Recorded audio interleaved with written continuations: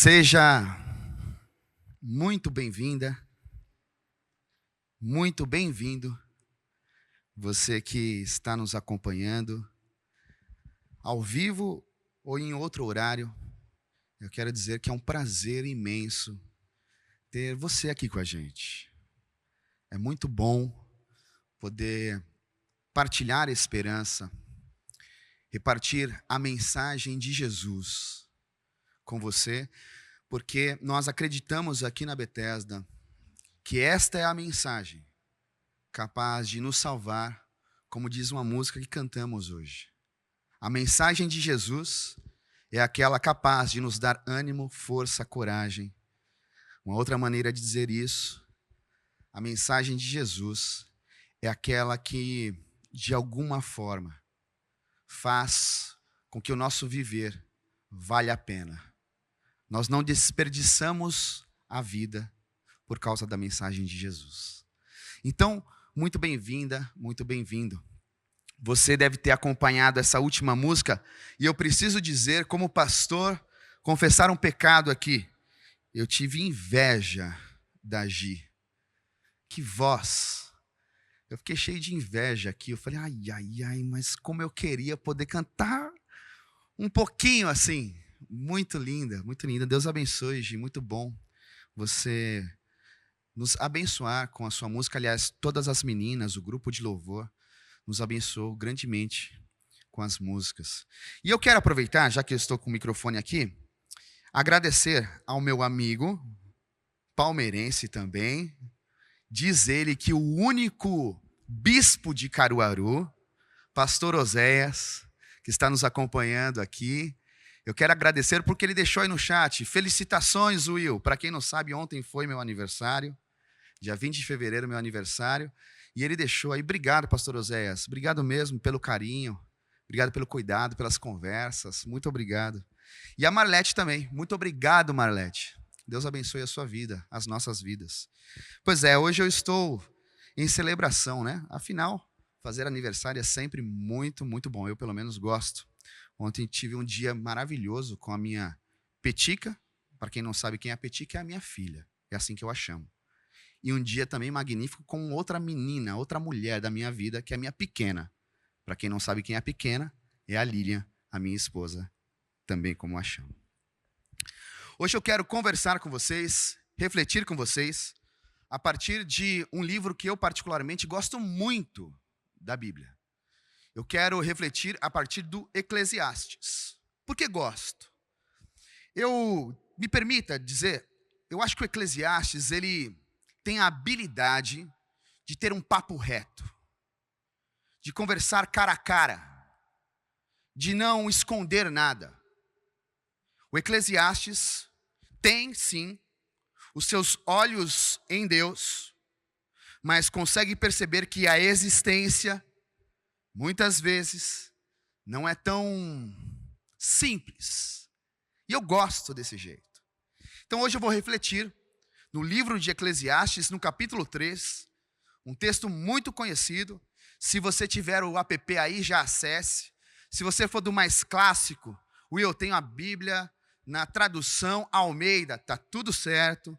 Pegue sua Bíblia também, eu quero, junto com você, dialogar, pensar, e que Jesus, o Espírito de Deus, nessa manhã, possa nos trazer transformação, verdades profundas. Antes de lermos juntos, eu tenho para mim que a vida é a coisa mais importante que nós temos. Pelo menos é assim que eu entendo. A vida, de alguma forma, é o bem mais relevante, mais precioso, mais significativo que eu tenho. Talvez esteja, inclusive, estimulado dessa maneira por causa do dia de ontem, do meu aniversário. Mas eu confesso que eu sou, de alguma maneira, um cara que celebra a vida, que gosta da vida. Nós recebemos essa dádiva, como bem diz, lá no livro do Gênesis, no capítulo 2, no verso 7, diz assim: o Eterno formou o homem a partir do pó da terra e soprou em suas narinas o fôlego da vida. E o homem, o ser humano, passou a ter vida, tornou-se um ser vivente. Eu confesso, eu gosto muito desse versículo. a maneira como ele é construído, mas principalmente a maneira como ele termina. Por quê? O Eterno, Deus, soprou em mim, em você, o fôlego. Isso é a possibilidade de termos energia vital. Mas para nos tornarmos ser humano, é preciso agir, é preciso fazer. O texto diz, tornou-se, é uma atitude, tornou-se um ser vivo. Sartre, filósofo que eu gosto bastante, dizia que o ser humano nada mais é do que aquilo que ele faz de si mesmo. Uma outra maneira de dizer isso é na fala de Jesus de Nazaré. Se a semente não morrer para si, não será nada além de semente. Ou seja, ela precisa tornar-se. Aquilo que ela tem potencial, ela precisa fazer. Então agora, junto comigo, eu quero que você acesse aí o livro de Eclesiastes, capítulo 3, a partir do verso 1, eu vou até o versículo 8. Diz assim, ó, tudo tem o seu tempo determinado. E há tempo para todo propósito debaixo do céu. Há tempo de nascer e tempo de morrer. Tempo de plantar e tempo de arrancar o que se plantou. Tempo de matar e tempo de curar. Tempo de derrubar e tempo de edificar. Tempo de chorar e tempo de rir. Tempo de prantear e tempo de dançar, bailar. Tempo de espalhar pedras e tempo de ajuntar pedras. Tempo de abraçar e tempo de afastar-se um pouco do abraço. Tempo de buscar e tempo de perder, tempo de guardar e tempo de lançar fora. Tempo de rasgar, tempo de coser. Tempo de estar calado e há tempo de falar. Tempo de amar e tempo de odiar. Tempo de guerra e tempo de paz. Na vida, na existência, como diz o Eclesiastes, tudo tem o seu tempo determinado e há um propósito debaixo do céu. Então eu queria deixar para você, a partir dessa leitura, um primeiro ponto. O tempo, na minha perspectiva, na minha forma de enxergar, a partir da luz do Evangelho, o tempo não é a construção do destino. Não é. Mas é sim uma medida de coerência. Talvez ao ler este texto do Eclesiastes, de forma desatenta, você não enxergue a sua profundidade. Ao ler a primeira frase, o primeiro versículo, a primeira parte do primeiro versículo, tudo tem seu tempo determinado, talvez você fique com a ideia de que há um destino na existência. Ou seja, que as coisas já estão previamente definidas, escritas em algum lugar. Que o sofrimento que muitos de nós vivem, que inclusive todos nós vivemos por hora, está escrito em algum lugar. Essa ideia de que as coisas têm um script pronto, já rabiscado, faz com que gente como eu e você abrace o rótulo do fracasso. Por exemplo, quando o casamento não dá certo, acaba, a pessoa fica com aquele rótulo de que não foi bom o suficiente, de que de fato não passa de um coitado. Por exemplo, você é empreendedor, diante inclusive de algo que você não tem o controle, como estamos vivendo. Vê o seu empreendimento, o seu comércio, a sua empresa falir. E aí, fica a ideia de que você não foi bom o suficiente, de que você é fraco, incapaz. Você, estudante, jovem, que pensa o seguinte: eu vou me esmerar, eu vou trabalhar, eu vou me esforçar para passar num concurso, numa faculdade de medicina, de engenharia, não sei qual você deseja, mas não consegue na primeira. Vive, inclusive, um momento da educação turbulento. E talvez acredite que você não vale muito. Essa ideia de que somos um fracasso é um problema. Porque nos faz acreditar, como diz o poeta, que o inferno é aqui. Essa ideia de que eu não valho muito, de que, inclusive, tudo que faço não dá em nada, nos faz abraçar a ideia de que o inferno é aqui. Deixa eu abrir um parênteses. Talvez por isso, talvez por esse contexto, por esta ideia, nós vivemos um momento onde todos querem mudança, mas quase ninguém quer ou tem a coragem de mudar.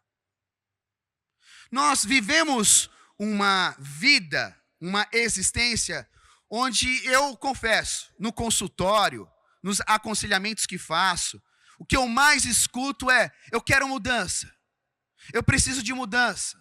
Não dá mais assim, não dá mais assado, está difícil. Então as pessoas querem mudança, mas precisamos admitir e confessar que muitos de nós, talvez a maioria de nós, não tem coragem de mudar. Fecha parênteses. Eu tenho a impressão que não é exatamente isso que o Eclesiastes está tentando apresentar. Não é esta ideia de destino, de uma linha definida. Não é este o convite da reflexão. Eu penso que o que ele traz é a perspectiva da mudança, da alteração de rota, da possibilidade da reinauguração, uma espécie de medida de coerência. Heráclito, um pensador grego, já dizia de forma categórica algo sobre a mudança. Ele afirmava que a mudança é a única certeza da existência. O Eclesiastes parece se conectar com isso. Ele traz a perspectiva de tempo como possibilidade de mudança, como possibilidade de alteração. A ideia de que as coisas acontecem através da mudança. E sejamos sinceros, a mudança é um ciclo vital. A mudança é de fato aquilo que germina a vida. Se a semente não morrer para si, não passará de semente. É exatamente essa alteração que faz ela trazer o total potencial. É a mudança. Talvez você se pergunte: mas mudança é necessário mesmo? Porque, Will, é muito difícil, é complicado, é dolorido. Talvez você ainda questione ainda mais. E o que isso tem a ver com o propósito, o projeto de Deus? É só você pensar um pouquinho nas alianças do Eterno com o ser humano.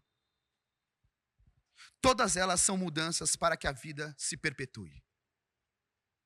Todas as alianças do Eterno com o ser humano são alterações de rota para que a vida se perpetue.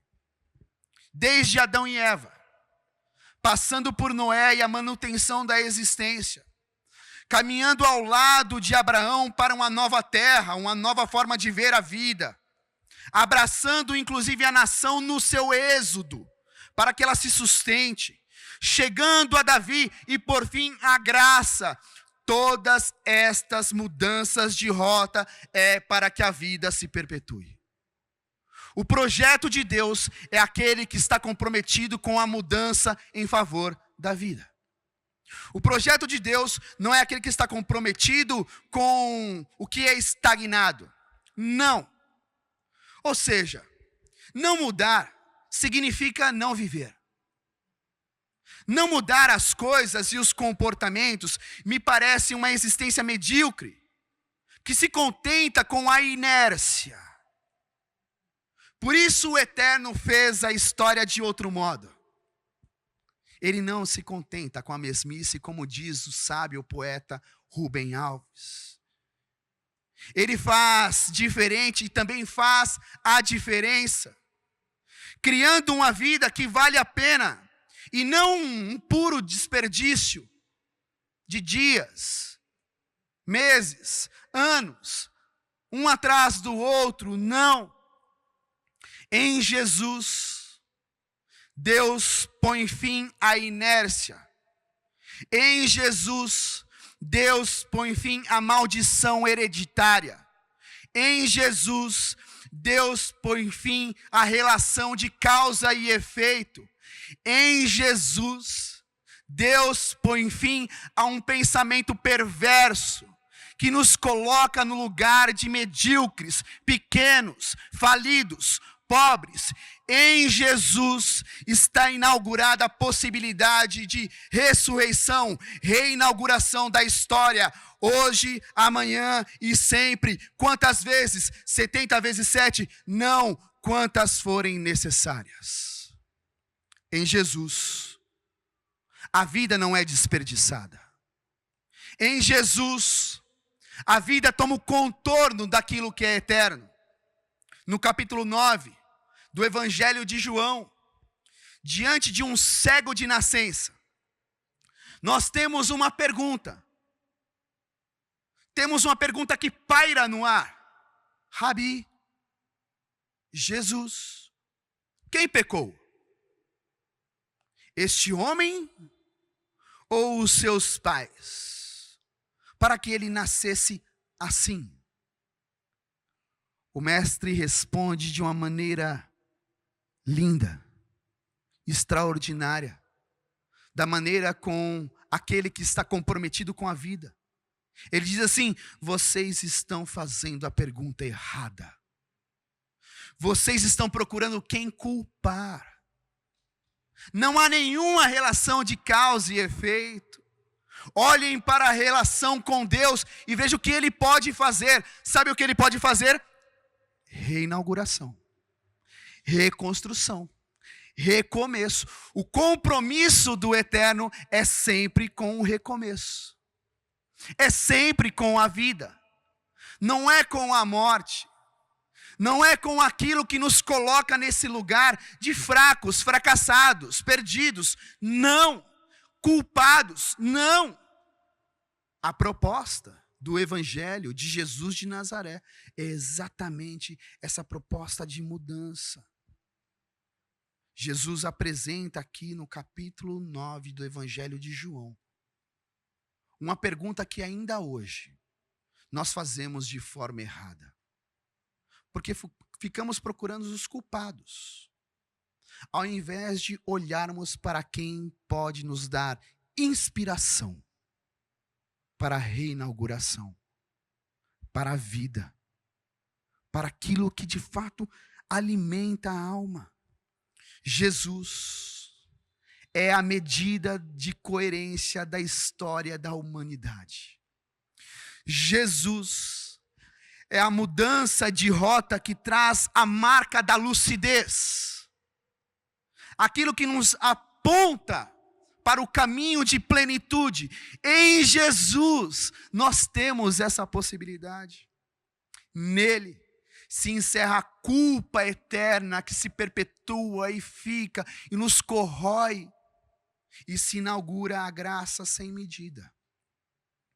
Se inaugura o espaço dos recomeços. Uma outra forma de dizer isso, o espaço da esperança. É nele. O Eclesiastes está trazendo esta perspectiva, não de um destino definido, mas que há mudanças. E Jesus é a concretude dessa mudança em favor, na direção do bem, da vida. Segundo ponto que eu gostaria de deixar para vocês, é que ciclos, esses processos de ciclos, de começar e terminar, nos possibilitam criar o inédito. Uma outra maneira de pensar assim é de criar aquilo que é sagrado, de perceber aquilo que é sagrado. Por isso eu afirmo, São os ciclos que nos impulsionam a beleza, a perceber a beleza da mudança. A possibilidade de fazer, criar o inédito viável. Esses momentos, mudanças, fazem parte de uma construção. Qual construção, Will? Ser a imagem e semelhança do eterno. Ser a imagem e semelhança do amor. Ser a imagem e semelhança do bem. Ser a imagem e semelhança da dignidade. Ser a imagem e semelhança daquele que traz vida e vida em abundância. São essas mudanças. São essas alterações de rota que podem nos trazer vida sem medida. Pensa comigo. Viaja comigo no tempo. Houve um tempo que você já foi criança. Depois você se tornou um jovem. Ou talvez agora você é um jovem. Depois de jovem, você se tornou um adulto. E por fim, talvez, se você é como minha avó, meu avô, meus pais, envelheceu. Nesse ciclo vital, nós conseguimos enxergar coisas valiosas. Nós conseguimos perceber coisas espetaculares. É exatamente nessa transição, criança, jovem, adulto, envelhecer, que nós enxergamos a beleza da existência. Neste exemplo empírico que eu tento trazer para vocês, a vida é feita de fato de ciclos. Momentos que começam e encerram. Afinal, você não é criança por toda a vida, é? Afinal, você não é um jovem por toda a vida. Nada na existência humana é perene. Durante esse tempo, é inevitável perceber que a beleza está no meio de nós. Durante esse tempo, que passa de forma descontrolada, onde nós não podemos segurar, nós podemos também encontrar verdades, descobrirmos propósitos, darmos sentido e direção às nossas histórias. E eu disse aqui, inclusive, de uma perspectiva da sua vida, mas pense, inclusive, socialmente. Nós podemos, com tudo o que acontece, apesar de tudo o que acontece, com os olhos em Jesus, dar sentido à história. Dar algum propósito à nossa vida. Dar algum propósito aos passos que damos. É através da mudança, do fim de um ciclo, que podemos dar contorno àquilo que é novo. E talvez você não se atente, mas a palavra novo é muito valiosa na perspectiva cristã. Afinal, o que é o Evangelho? A boa notícia. Que boa notícia é essa? Nova, diferente, um outro modo de perceber, uma outra maneira de viver, uma outra forma de encarar os perrengues da existência. Evangelho. Ou seja, um novo ciclo. É nesse processo de criar, perceber, construir o inédito, o novo, que nós também podemos armazenar memórias de esperança. Por isso, inclusive, as Escrituras nos dizem a respeito de guardar memórias de esperança e trazer quando necessário. Porque é nesse processo que nós vamos guardando coisas na memória, no coração, na alma, que nos alimentam. Isso é vida extraordinária. Deixa eu voltar na ideia de criança, jovem, adulto, velhice. Pensa aqui comigo. Imagina se você tivesse a condição e possibilidade de se manter como criança por toda a existência. Imagina isso. Pensa você sendo criança por toda a existência. Eu confesso que quando eu estava refletindo, num primeiro momento me pareceu bom. Afinal, eu me lembrei de eu andando de carrinho de rolimã. Era mal barato. Eu me lembrei do capote de bicicleta que eu tomei e a chamada de atenção que minha mãe me deu. Mal barato. Apesar da dor, maior barato. Eu me lembrei dos momentos que eu joguei bolinha de gude com amigos na rua. Maior barato. Muito legal. Só tem um detalhe. Me manter como criança desse jeito por toda a vida me impossibilita de ser pai da Liz. Que eu posso lhe dizer com toda certeza, é o maior barato que eu já vivi até então.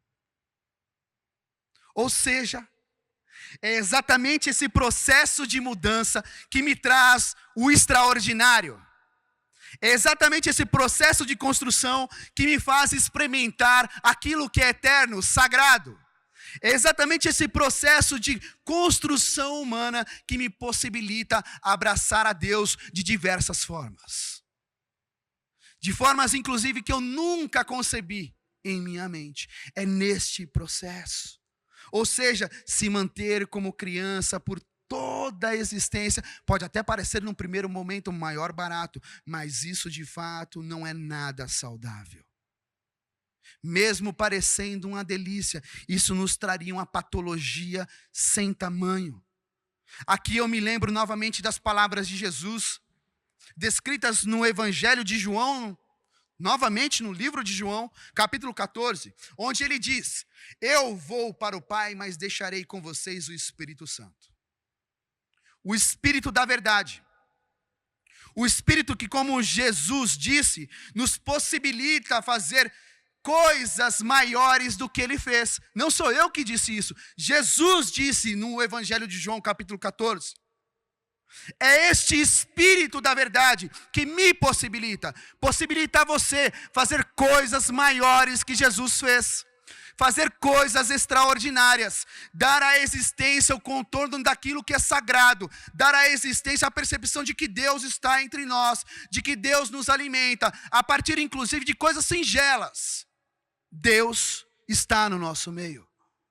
É nesse processo. Ou seja, Jesus de novo encerra um ciclo e nos apresenta outro. Um ciclo que agora inclusive nós não precisamos continuar como crianças, sendo infantis, apenas aguardando as coisas. Não, o Mestre nos apresenta um tempo onde eu e você podemos ser a mudança que queremos no mundo, porque agora o Espírito da verdade, o Espírito de Deus, mora em mim e mora em você. Não somos mais apenas dependentes, somos também construtores da história, estimulados e impulsionados não por uma ideia qualquer, mas por o Deus que foi encarnado, Jesus de Nazaré. É este processo. Movidos pelo Espírito da verdade, o Espírito da dignidade, o Espírito da humanidade, como eu gosto de dizer, faremos coisas magníficas. Fazemos coisas extraordinárias. Construímos a boa notícia. Damos concretude à boa notícia. Para eu finalizar, eu gostaria que você guardasse uma coisa. Você que talvez tenha muito medo da mudança. Você que se assusta com a ideia do novo. Você que prefere abraçar dogmas para não trazer nova vida. Deixa eu lhe dizer uma coisa. A mudança é um convite e não uma despedida. A mudança é um convite, não uma despedida. Você há de convir comigo que diversas vezes a existência nos intima. Ela não pede autorização. Ela não pede licença. Ela nos intima a atualizações. Por diversas vezes, a existência nos impõe a necessidade de atualização. Para que nós possamos seguir no progresso, no caminho e na direção do alvo. Está aí. Para que eu continue na direção do alvo, eu preciso atualizar. Eu preciso modificar o pressuposto, da onde eu parto, o que está na minha cabeça, como é que eu construo, como é que eu me relaciono, o que é evangelho. Eu preciso. É neste processo que nós somos enviados a construir uma vida bonita.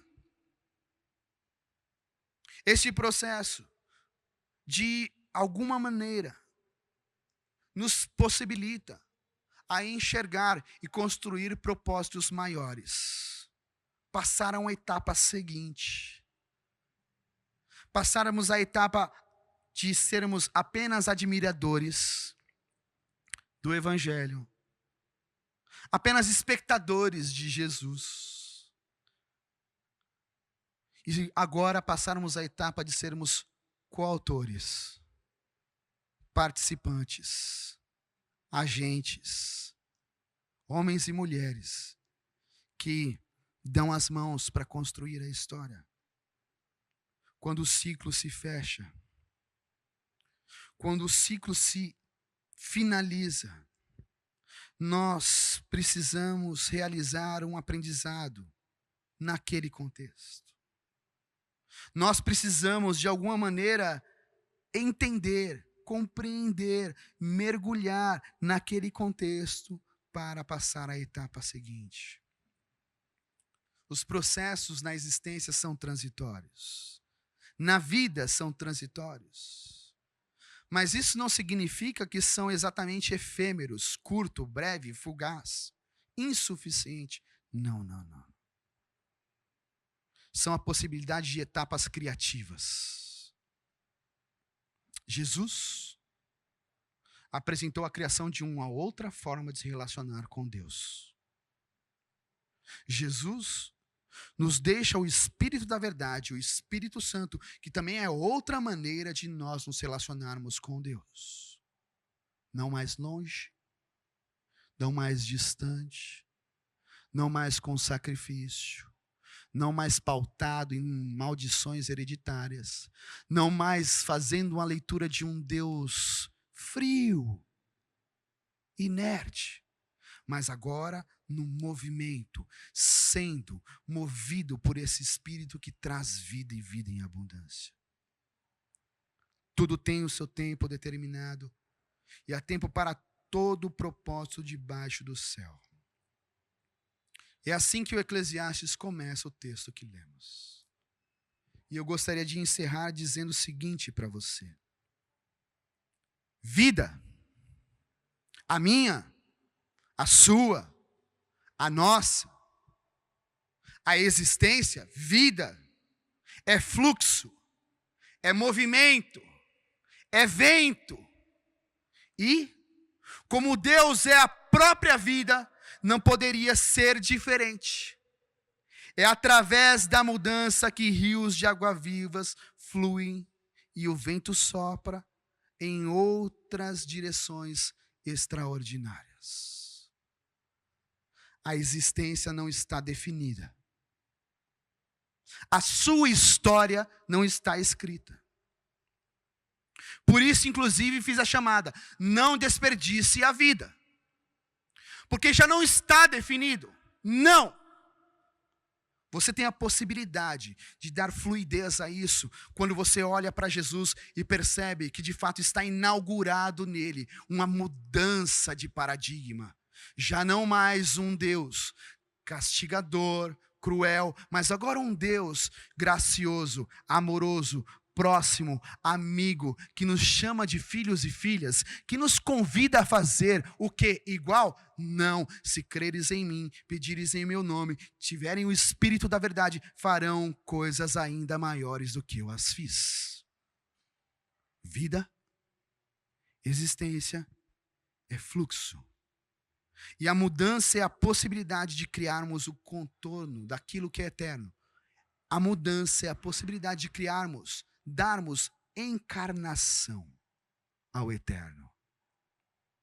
Jesus é a a apresentação mais clara disso. Todos tinham uma visão de Deus. Todos tinham uma percepção de Deus. Todos enxergavam Deus de um modo. Jesus vem e encarna Deus de outro jeito. Outra coisa. Misericórdia eu quero, não sacrifício. Ouviram o que foi dito, eu porém vos digo. Quem não tiver pecado, atire a primeira pedra. Quantos maridos você tem? Disse bem. Agora vai e faz de novo, diferente. O que queres que eu te faça? Apresentação de um Deus que está comprometido com a gente, interessado em nós. Ou seja, que diz o seguinte, como falou para o seu amigo, levanta, anda. A vida imprimiu um fracasso, levanta, anda, muda de lugar, sai daí, levanta e faz de novo, porque eu sou aquele que faz tudo de novo em favor da vida. Esta é a marca de Jesus. A marca de Jesus não é a cruz. A marca de Jesus é o recomeço, é a reconstrução, é a ressurreição. A marca de Jesus está sempre na mudança de ciclo em favor da vida. Jesus de Nazaré quer apresentar hoje para você essa possibilidade de mudança. Se você se percebeu ao longo desses últimos meses perdido, culpado, fracassado, deixa eu lhe dizer uma coisa. Olhe para Jesus. Ele vai ser de fato um guia, um vetor, um norte, para que você levante e ande e faça novamente a vida acontecer. Faça a vida valer a pena. Não desperdiçar os seus dias. Esse é o chamado do Evangelho da Boa Notícia. Amém? Eu quero agora orar com você e por você, por nós. Que Deus possa colocar em nós essa centelha de coragem que vem de Jesus, para não ficarmos estagnados em dogmas, em lugares aparentemente confortáveis, mas para nos lançarmos num ato de fé, na direção do novo, porque é lá que Deus mora, no lugar do novo, novidade de vida, sempre vida, vida sem medida. Feche seus olhos que eu quero orar com você. Jesus de Nazaré, obrigado por esta manhã, obrigado pela oportunidade de ouvir o seu Espírito falar em meu coração e espero que tenha falado ao coração de cada um que está conectado. E a cada um que ainda vai conectar. Jesus de Nazaré, obrigado por nos apresentar uma atualização de um Deus que não é mais distante, mas aquele que está perto. E está sempre perto para fazer de um outro modo, diferente.